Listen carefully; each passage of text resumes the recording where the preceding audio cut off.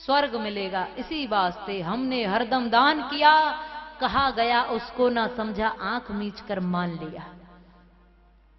मंदिर ऊंचे बनवा करके स्वर्ण कलश चढ़वाए थे, फर्शों में माणिक मोती हीरे पन्ने जड़वाए थे। आंख मीच कर सोचा हमने पाप हमारे छूट गए, और आंख खुली तो देखा उनको चंद विधर्मी लूट गए। आंख खुली तो देखा उनको चंद विधर्मी लूट गए।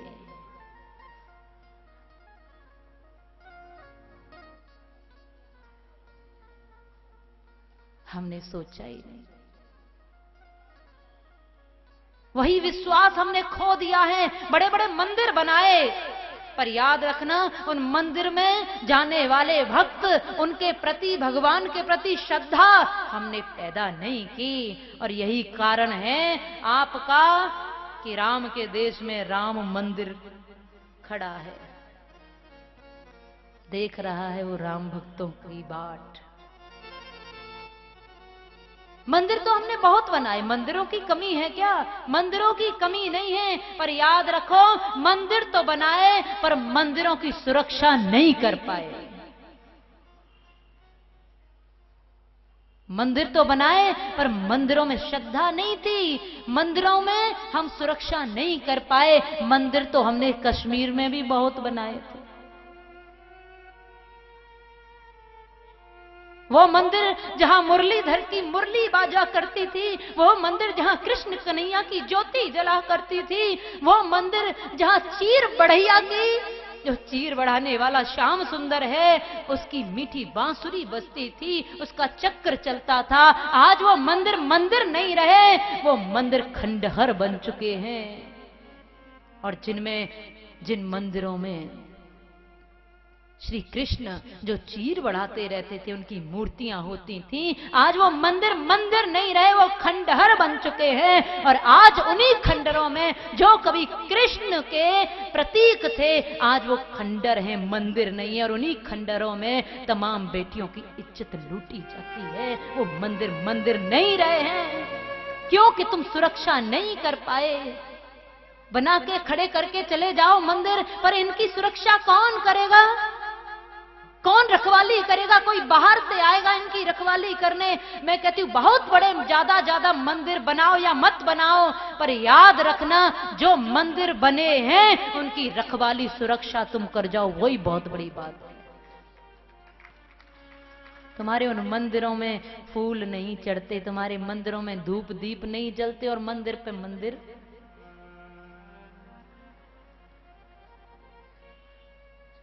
इसलिए खोखली भक्ति नहीं होनी चाहिए। जाकर देखो कश्मीर की क्या स्थिति है।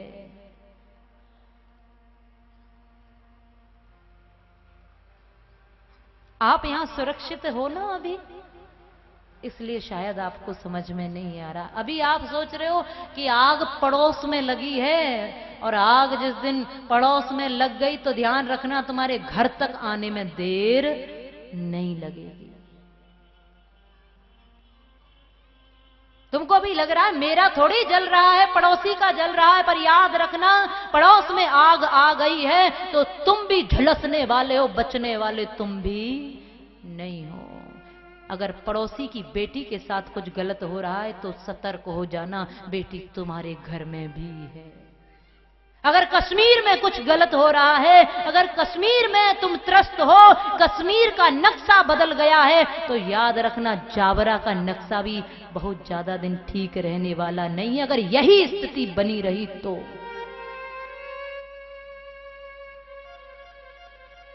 क्योंकि वो भी तो मेरा ही एक हिस्सा है, उसको मैं दूर कैसे कर सकता हूं?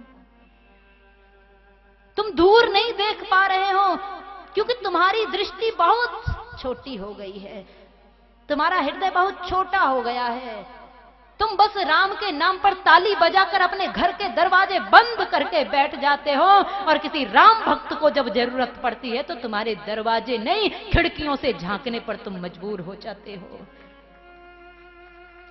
जब चीखती है तुम्हारी बेटी चौराहे पर, पहले यह नियम था, अगर पूरे गांव में किसी भी बेटी के साथ किसी ने गलत नजर उठा के देखी तो उसके परिवार को बाद में पता चलता था वो पूरे गांव की, पूरे शहर की, पूरे नगर की बेटी होती थी, ये हमारी बेटी है। उसके परिवार को पता नहीं चलता था, सारा फैसला दूसरे ही कर दिया करते थे।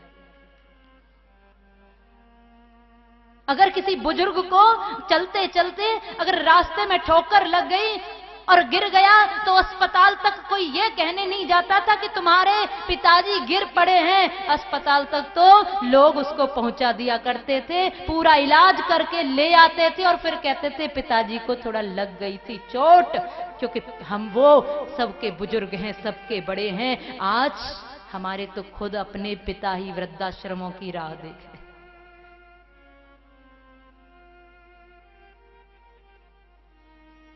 इसलिए अंतर तुम्हारी सोच में आए। लोग कहते जमाना बदल गया, जमाने में बदला क्या?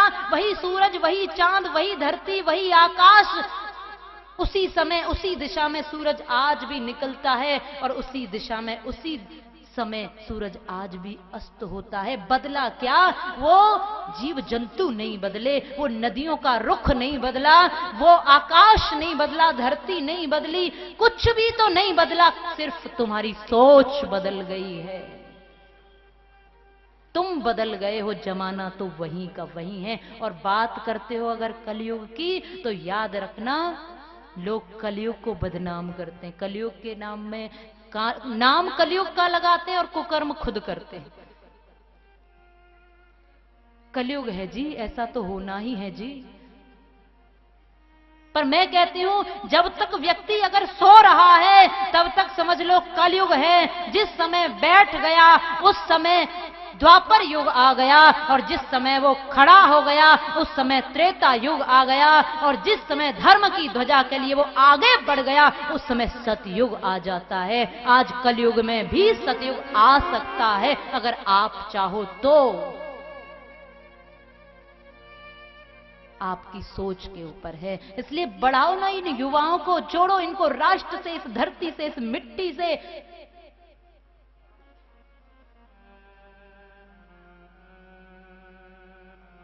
कौन सिखाएगा इनको? कोई पाकिस्तान से आएगा तुम्हारी संस्कृति सिखाने?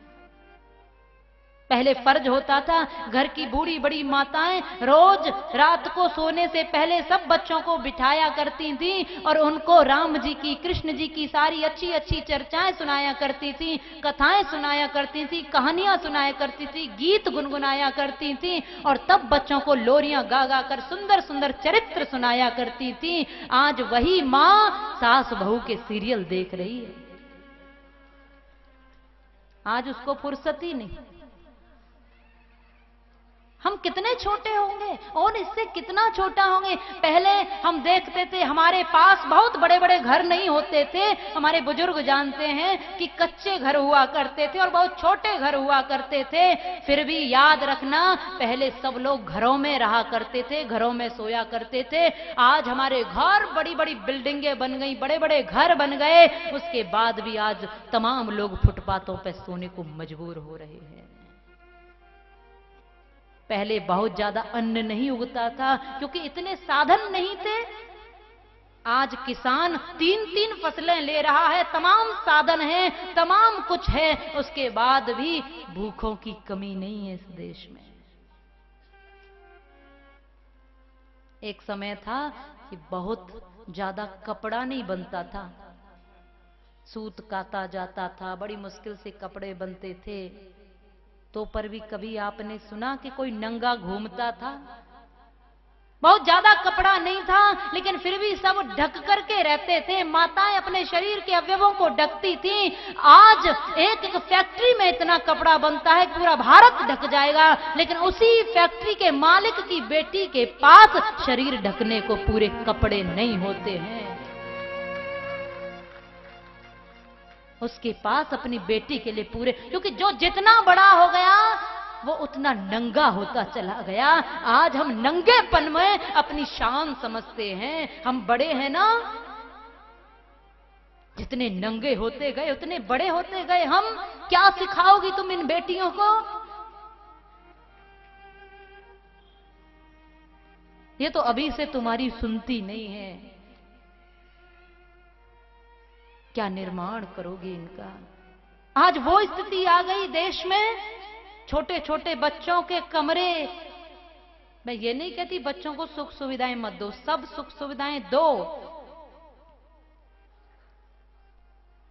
पर मैंने देखा ताज्जुब तो मुझे तब होता है, छोटे छोटे बच्चे, उनके कमरों में माता पिता को दरवाजा खटखटा करके अंदर जाना पड़ता है। और अगर गलती से माँ बाप कभी पहुंच जाए तो छोटे बच्चे कहते हैं आप हमारे कमरे में बिना नॉक किए कैसे आ गए? इतने बड़े बच्चे हो गए, जबकि एक समय था, क्या जमाना था वो, जो हमारे बड़े सुनाया करते हैं, एक ही कमरा होता था घर में, उसी में सब सोए पड़े हैं, मामी भी है, मौसी भी है, ताई भी है, बुआ भी है, बच्चे भी हैं, और सबके लिए जगह होती थी। और उसी में कोई बाहर से आ गया उसके लिए भी जगह निकल जाती थी, क्योंकि हमारे हृदय बड़े बड़े थे।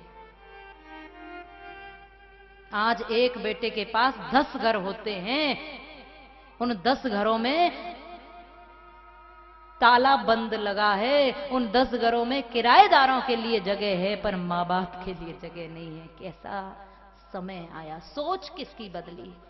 हमारी सोच बदली है। कथाओं को ऊपर ऊपर से मत सुनो। मैं हमेशा कहती हूं माताओं, जरूरी नहीं है कि आप लोटा लेकर के चामड़ को सुबह सुबह 1 बाल्टी पानी से नहला करके आओ।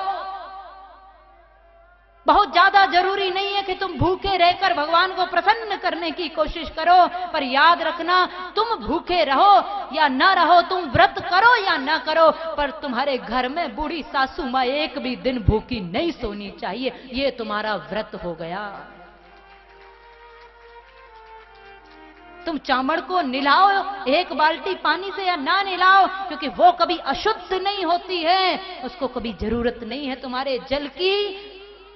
पर जिसको जरूरत है, जो बैठी है मां, जिसके लिए तुमने बाहर टूटी सी चारपाई लगा दी है, वो देख रही है कि कब मेरी बहू आए और मुझे नहलाए, मुझे 1 गिलास पानी पिलाए। चामड़ नहलाने जा रही हूं, देवी को नहलाने जा रही हूं, सास ने कहा 1 गिलास पानी देती जा। अरे सुबह सुबह तुझे प्यास लग गई, ऐसा क्या खाया था रात को?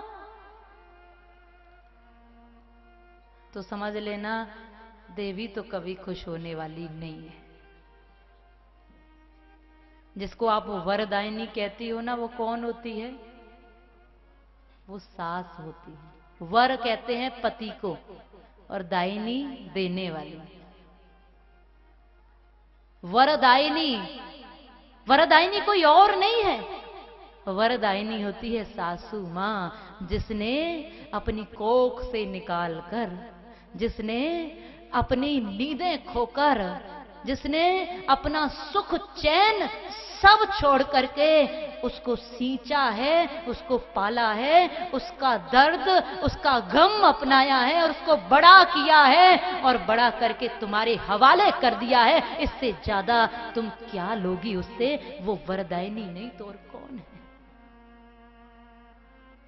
अपनी कोख से निकालकर अथाह पीड़ाओं को सहन करके पाला उस लाल को, और तुम्हारे हवाले कर दिया, और क्या देगी? इसलिए वही वरदायिनी होती है, वर को देने वाली। और उसके बदले अगर उसने कभी 2-4 बातें कह भी दी तो क्या फर्क पड़ता है? तुम छोटे नहीं हो जाओगे। याद रखना, प्यार दोगे तो प्यार मिलेगा, क्योंकि जो हम देते हैं वो हमको वापस मिलता है। यही नियम है। इसलिए ये कथा श्री कृष्ण भगवान की प्रेम ही प्रेम, प्रेम ही प्रेम बांटती जाती है। इसलिए अपने हृदय में तुम भी प्रेम भर लो।